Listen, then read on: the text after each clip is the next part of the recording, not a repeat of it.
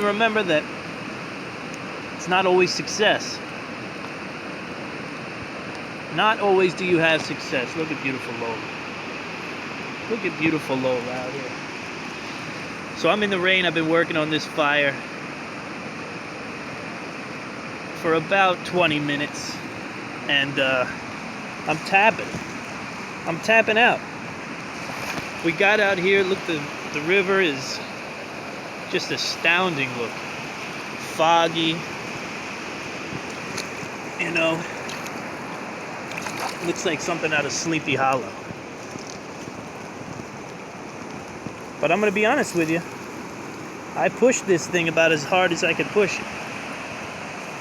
I came out here with the dogs. The whole idea was, let's get the dogs out. My wife's having a little party at the house, Lady Liberty. And I decided I didn't really feel like talking to people and having a party. So I said, you know what, honey, I'm going to take the dogs out. And we came out here to the river, had a good time.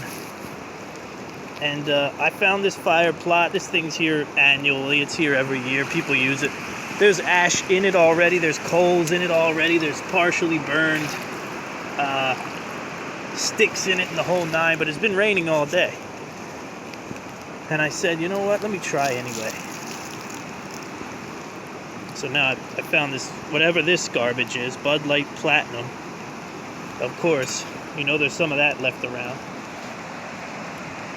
So I just wanted to put some water in what I had going and stir it just to make sure we're good. Everything is out. But the reason I bring this up is not because it's a success. It's exactly the opposite. I mean, the trip was a success, don't get me wrong. I didn't come out here to try to start a fire. I came out here to enjoy the river, which is just rushing like crazy. The fog on the river it's beautiful. I mean, in some kind of strange, maudlin way, it's beautiful. To a guy like me, it's most certainly beautiful. All right, pups, let's head back. Come on. What's you doing, Bax? Buddy. I think he's getting ready to take off. He's got that look on him like he sees something. Like he sees something he wants to get. He might be getting a little hypothermic. It's kind of cold out. The dogs are soaked. We've been on these darker trails for an hour and a half now.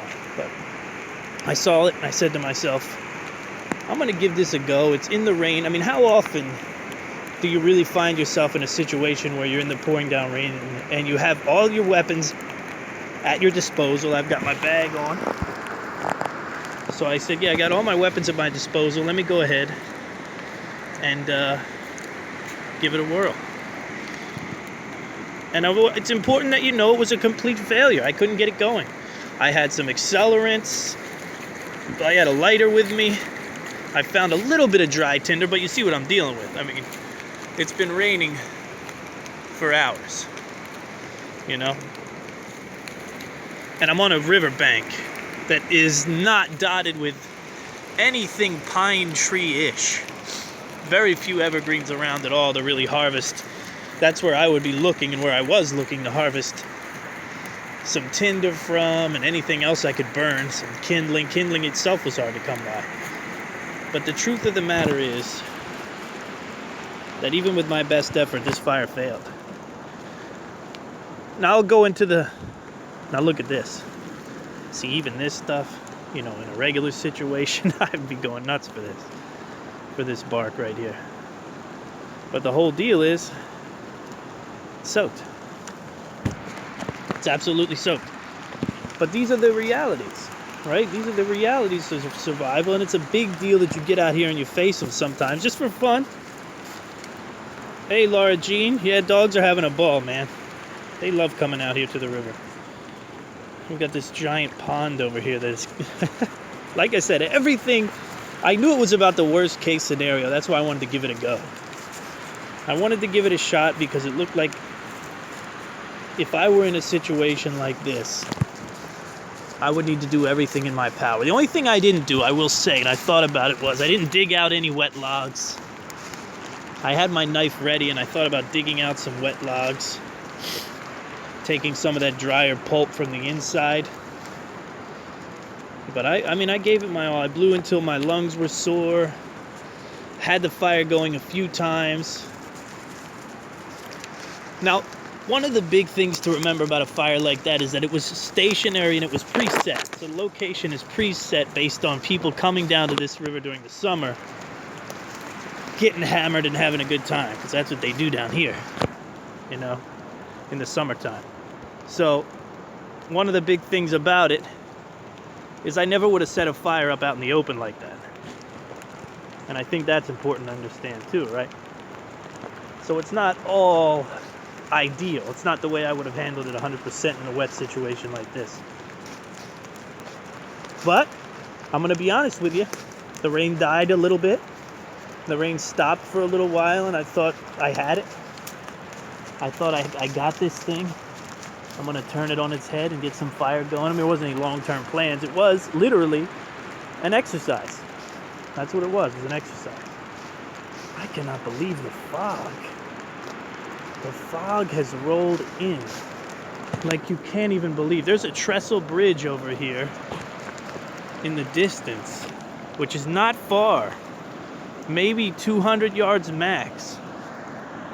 And this is a trestle bridge that trains go over on a daily basis, not far away, but the fog has rolled in so thick and dense. I love it. I love it. I think it reminds me of Sleepy Hollow. But look, you can't even, there's an island across here. You can barely make it out. You can barely make out the island across the river here. I mean, we're talking maybe a football field. You know, you could swim it no problem. Well, you couldn't really swim it because it's shallow.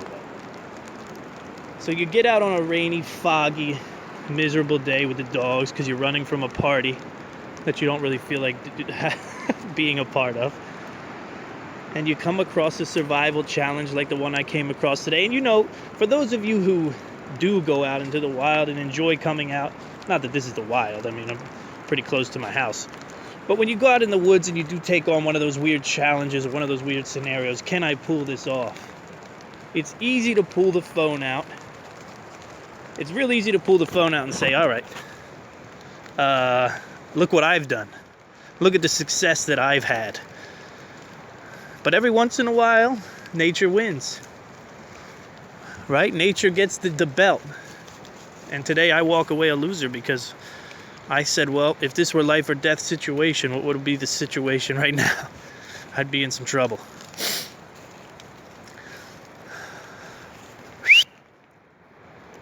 Back's wandering a little far from home here.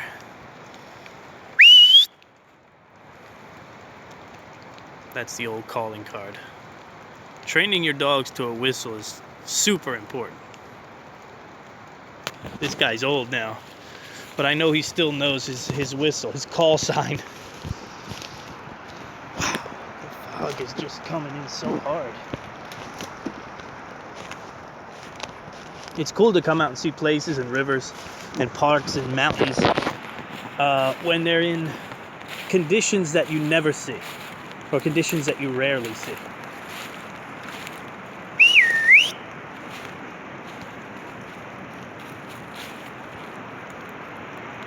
So I just thought I'd share this with you. It's not groundbreaking. It's nothing amazing. I tried to start a fire in the rain and it didn't work. But I think it's, you know, two things. In the effort to be a little different and to bring you a video that's a little different and talk about some things that I would have done differently if the situation really were, you know, me huddled up for the night. You know, like I said, digging into some fallen logs, looking for some dry pulp to work with, and most importantly, moving the fire to an area where there would have been cover. We were right out there on a sandy spot right next to the water. Everything that was falling from the sky was falling on the fire.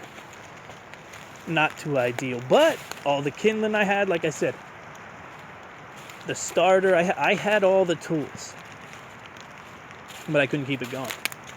So you just got to remember that, right? You got to be aware of that. It's not assured victory, even though you buy a bunch of stuff that tells you can start a fire anywhere.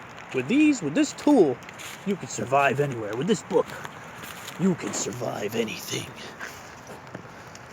You know the deal. If you listen to the I Am Liberty show, you know the deal. Right? You know the deal on this whole thing. The goose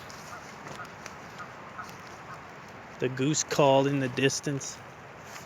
It's just good to get out. Like my old man used to say, it's just good to get out.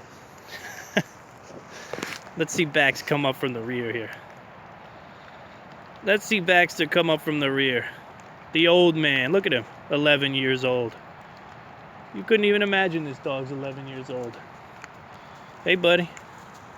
Soaked, pissed off at me. What are you doing? What are you doing to us, Dad? We're cold, we're soaked. Let's go home. Well, look, guys. Man Fit Man Live is out. Let's see. There he is. Man Fit Man Live is out. $2. $2. There's gonna be an onslaught of these little $2 books that are coming. Okay, I wanna write stuff, and I wanna write a lot of stuff, and I wanna keep it coming to you at a price that is not only decent, but a price that is manageable for anybody. You know, I want you to be able to get the information that I have, the information that I'm putting out for pennies, because it's a written word, and it's not that I don't value it. It's just that I write a lot, you know. And there is something to be said about a big community like the I Am Liberty community buying a bunch of things at $2 a pop. You know, it adds up. It's not like I'm out here being a saint or anything. But go on to the IamLibertyShow.com, click the Man Fit Man Live button right there in the middle, and buy that ebook. It has nothing to do with survival or this kind of anything. But you know, the I Am Liberty Show is about as diverse a show as it gets. And I think that's all I got for you, folks. My first YouTube Live. I hope you enjoyed it. Like I said, sometimes nature wins. What can you do?